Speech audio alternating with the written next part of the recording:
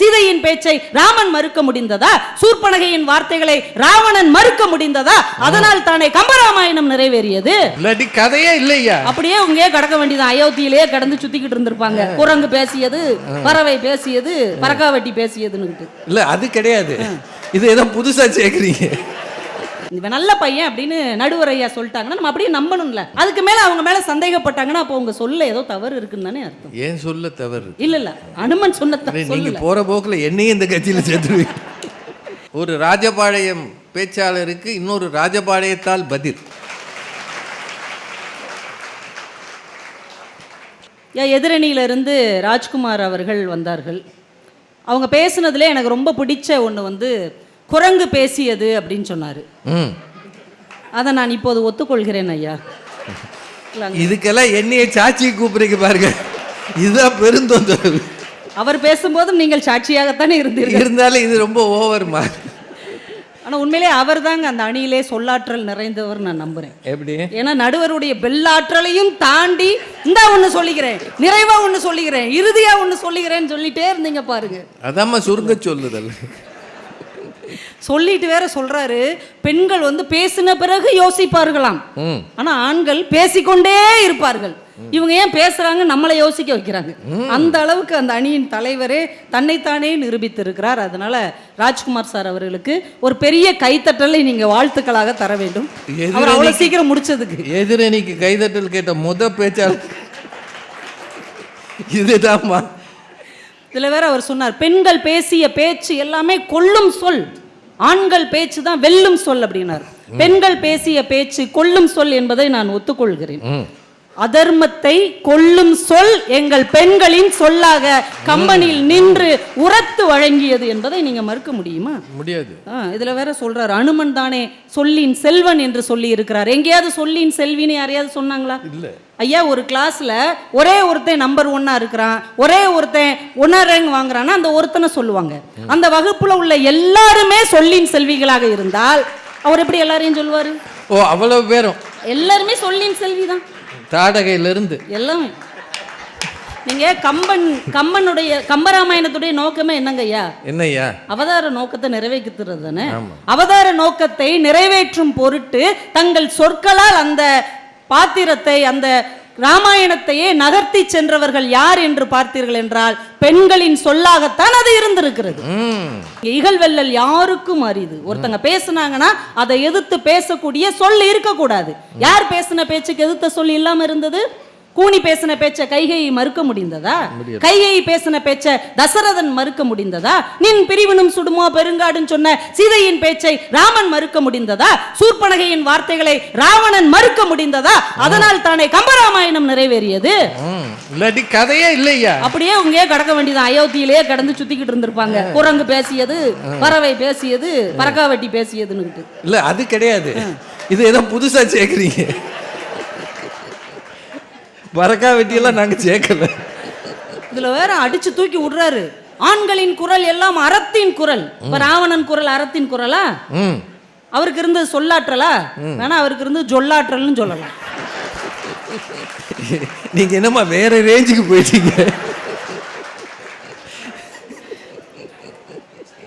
Sir. நீங்க ராமாயணத்துல எல்லா ஆண்களுமே தாங்கள் நினைத்ததை சாதிப்பதற்காக வில்லை பயன்படுத்தினார்கள். ஆனால் ராமாயணத்தில் இருக்கிற பெண்கள் தாங்கள் நினைத்ததை சாதிப்பதற்கு தங்கள் சொல்லை பயன்படுத்தினார்கள். அவங்க வச்சிருந்த வில்லும் பெண்கள் வைத்திருந்த சொல்லும் சமமானது. அந்த சொல் தான் பல நேரங்களில் வில்லையே தாண்டி ஜெயித்திருக்கிறது என்பதுதான் நிஜம் என்பதை அந்த கதாபாத்திரம் புரிந்து கொள்ள வேண்டும். அதுல வேற வந்ததுல இந்த ஆண் பாத்திரமா பெண் பாத்திரமா தானே கேள்வி. இந்த பாத்திரம் ஏன் இப்படி எகிரி எகிரி உளுந்ததுன்னு தெரியல. ஐயா, ஒரு பாத்திரம் எப்பயா விழும்? ஒரு பாத்திரம் எப்ப சத்தம் போடும்? நீங்க கைகளில் அதை வைத்திருக்கும் போது இல்லைங்க, அந்த பாத்திரத்தை நீங்க கையில வச்சிருந்தீங்கன்னா அது கத்தாது. கீழே டொம்முன்னு போட்டீங்கன்னு வைங்க, அந்த பாத்திரம் சத்தம் போடும். ஒரு பாத்திரம் சத்தம் போடுகிறது என்றால் அந்த பாத்திரம் கீழே விழுந்து விட்டது என்று அர்த்தம். கீழே விழுந்த பாத்திரம் நெளிந்து போய்விட்டது என்று அர்த்தம். நெளிந்து போய்விட்டால் அது தோற்று போய்விட்டது என்று அர்த்தம். அப்படிப்பட்ட பாத்திரத்தை அவர் தூக்கிட்டு வந்தார். ரொம்ப டேமேஜிங்கா இருக்கு. நீங்க யோசிச்சு பாருங்களேன், சொல்லின் செல்வன் அனுமன் எவ்வளவு அழகா எல்லா இடத்துலயும் பேசினார். ஆனா ஒரு இடத்தில் லக்குவன் கோபமா வர்றான். சுக்ரீவன் வந்து படை கொண்டு வருகிறேன், உங்களை எல்லாம் கொண்டு வந்து சீதையை காப்பாத்துறேன்னு அவ்வளவு வாக்குறுதி கொடுத்துட்டு நம்ம ஊர் அரசியல்வாதி மாதிரியே தூங்கிட்டார். இப்ப லக்குவன் செம கோவத்துல வர்றாரு. சொல்லின் செல்வன் போய் பேசி இருக்கலாம்ல, ஏன் பேசல? சொல்லின் செல்வன் அனுமனே யாரை முன்னிறுத்தினார் தெரியுமா? சொல்லின் செல்வியாகிய எங்கள் தாரையை முன்னிறுத்தினார். அம்மா, நீங்க போய் பேசினால் மட்டும்தான் இலக்குவனுடைய கோபம் தீரும் என்று அவங்கள கொண்டு வந்து நிறுத்தினாங்க. தாரை பேசிய பேச்சுதான் இலக்குவனின் கோபத்தை, வேகத்தை, எல்லாவற்றையும் தடுத்து நிறுத்தியது என்றால் அந்த ஆற்றல் ஒரு பெண்ணின் சொல்லுக்கு இருந்தது. அப்ப சுக்ரீவனை அனுப்பியிருக்க வேண்டியதானே? அவர் எந்திக்கிற நிலைமையில் இருந்தா தானே அனுப்பியிருப்பாங்கல்ல.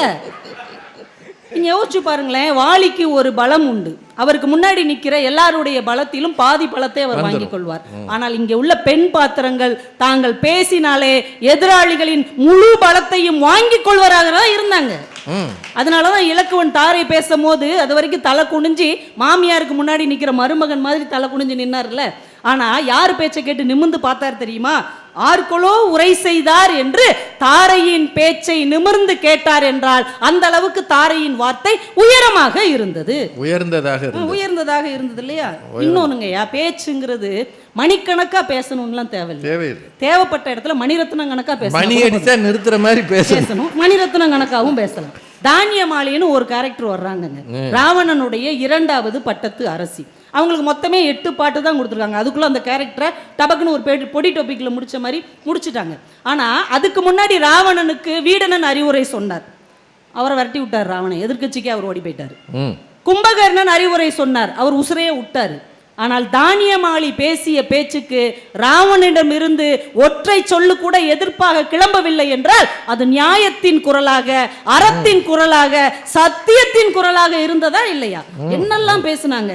உம்பி உணர்வுடையான் சொன்ன ஊரை கேளாய். உன் தம்பி கொஞ்சம் அறிவுள்ளவன், அவன் சொன்ன பேச்ச நீ கேட்டியா? உனக்கும் அறிவில்லை, சொன்ன அறிவும் இல்லை. அப்ப எல்லா வீட்லயுமே அப்படித்தான் ஆண்கள் இருந்திருப்பாங்க போலையா? இல்லை, சொல்ல முடியாதுமா, நீங்க தானே சொல்றீங்க. நம்ம குலத்தின் தலைவன் சொன்னான், அவன் பேச்சையும் நீ கேட்கல. உன்னால நம்முடைய பிள்ளைகள் எல்லாவற்றையும் இழந்து விட்டோம், கடைசியா இருக்கிறது மண்டோதரியின் மகன் மட்டும்தான் என்று சொன்னான். நீங்க பெண் புத்தி பின் புத்தி என்று சொல்வார்கள். உண்மையிலே பெண் புத்தி ஏன் தெரியுமா? பின் புத்தி பின்னால் வரப்போகிற விஷயங்களை முன்னாலேயே அறிவுறுத்துகிற புத்தி பெண் புத்தி.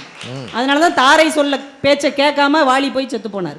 ராவணனுக்கு இப்ப தானியமாளி சொன்ன பேச்சையும் ராவணன் கேட்கவில்லை என்றால் அவங்க சொன்ன வார்த்தை பாருங்க, ஆண்டாய் ஐய அரசே, நீ என்ன அரசாட்சி செய்யற? எல்லாரையும் இழந்துட்ட, உன் பிள்ளையவும் இழக்க போற, பேதையாய் காமம் பிடிப்பாய். இப்படி ஒரு வார்த்தையை ராவணன் முன்னாடி நின்று ஒரு பெண் கேட்கிறார் என்றால் அதுதானே உண்மையான அறத்தின் குரலாக இருக்க முடியும். நீ என்ன அரசாட்சி செய்யறன்னு யாராவது கேட்க முடியுமா? இங்க கண்ணகி அன்னைக்கு பாண்டிய மன்னனுக்கு முன்னாடி பேசிய பேச்சுக்கு சமமான பேச்சு எங்கள் தானியமாளியுடைய பேச்சு இல்லையா? சார், சூர்பனகை பேசுறாங்கங்க, அவங்க ஒரு அரக்கி தானே. ஒரு அரக்கி எவ்வளவு அழகா பேசுறாங்க, சீதையை பத்தி அழகா பேசுறாங்க. ஆமா, அவங்க அழகான அரக்கி, அழகான ராட்சசி. சரிம்மா, நீங்க சொன்னா அழகா தான் இருக்கும். அவங்க ராவணன் கிட்ட சீதையை பத்தி பல விதமா நிறைய சொல்றாங்க. அதுல ஒரு வார்த்தை சொல்றாங்க, அந்த சொல் நுட்பத்தை பாருங்க. அந்த சிவன் இருக்கிறார் இல்லையா, அவர் பார்வதியை தான் இடது பாகத்துல வச்சார். அந்த திருமால் இருக்கிறார் இல்லையா, அவர் தன் மனைவியை தான் இதயத்துல வச்சார். அந்த பிரம்மா சரஸ்வதியை நாவல வச்சா.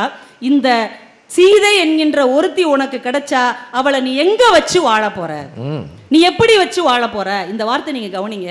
நீ எப்படி வாழுவ அப்படிங்கிறதுக்கும் நீ எப்படி வாழுவ, எங்கனம் வைத்து வாழ்தி அப்படின்னா நீ வச்சு வாழ்ந்துருவியா, நீ சாக போற என்கின்ற நுட்பத்தை அவர் தன் சொல்லினால் முதலையே சொல்லிட்டா. ஆனா நம்ம ஜொல்லாற்றல் படைத்த ராவணனுக்கு அது புரியல. அவர் என்ன பண்ணிட்டாரு? எல்லாத்தையும் மறந்துட்டார். கரனை மறந்துட்டார், தங்கச்சி மூக்கு அறுபட்டு வந்து நிக்கிற நிலையை மறந்துட்டார், தான் வாங்கி இருக்கிற வரத்தை மறந்துட்டார், தன் மேல சூழ்ந்த பழியை மறந்துட்டார். எதை தெரியுமா மறக்கல ராவணன்? கேட்ட மங்கையை மறந்திலான். கேட்ட மங்கைனா யாரு? சீதை. கேட்டங்கிற வார்த்தை என்ன வார்த்தை தெரியுமா? சூர்பனகை சொன்ன வார்த்தை தான் ராவணன் கேட்ட வார்த்தை. நீங்க யோசிச்சு பாருங்க, ராவணன் ராமனின் வில்லால் சாகவில்லை, சூர்பனகை சொன்ன சொல்லால் தான் இறந்தான். அந்த இடத்துல எப்படி அவ வார்த்தைகளால் சீதைக்கு தன் மனசுல இடம் கொடுத்தாரோ அன்னைக்கு அவரு அவங்களை இழந்துட்டாங்க. அப்படின்னா நடுவர்களை கடைசியா நான் ஒன்னு சொல்லி நான்லாம் பெல் அடிக்க பேசிக்கிட்டு இருக்கேன். இல்ல நீங்க பேசலாம், இன்னும் 2 நிமிஷம். ஏன்னா எங்க தலைவி எல்லாம் பின்னாடி வர இருக்கிறாங்க, அவங்க எங்க வேலையை பாத்துக்குருவாங்க. இப்படி தலைவிக்கு வேலை கொடுக்குற தொண்டரை நான் இங்கதான் பாக்குறேன். பெரும்பாலும் தொண்டர்கள் தான் வேலை செய்வாங்க. இல்ல, அம்மா, உங்க நல்ல கட்சி தலைவி நல்ல கட்சி. இருந்தா நாம ரிலாக்ஸா இருந்துக்கலாம். சீதை கடைசி அனுமன் சொன்ன வார்த்தை வந்து ரொம்ப அழகான வார்த்தைலாம் இவர் சொன்னார். நான் கேட்குறேன், ஒருத்தர் ஒரு விஷயத்த சரியா சொன்னார் அப்படின்னா அது மேல சந்தேகம் வரக்கூடாதுல்ல. இவன் நல்ல பையன் அப்படின்னு நடுவர் ஐயா சொல்லிட்டாங்கன்னா நம்ம அப்படியே நம்பணும்ல.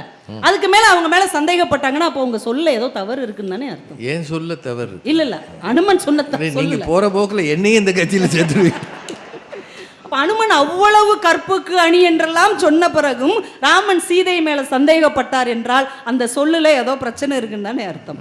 அந்த நேரத்துல சீதை சொல்லுகிறாள் நிறைவா, இந்த உலகத்தின் ஒட்டுமொத்த ஆண் குலத்தை பார்த்து பெண் குலம் சொல்லுகிற ஒரே வார்த்தை என்ன தெரியுமா?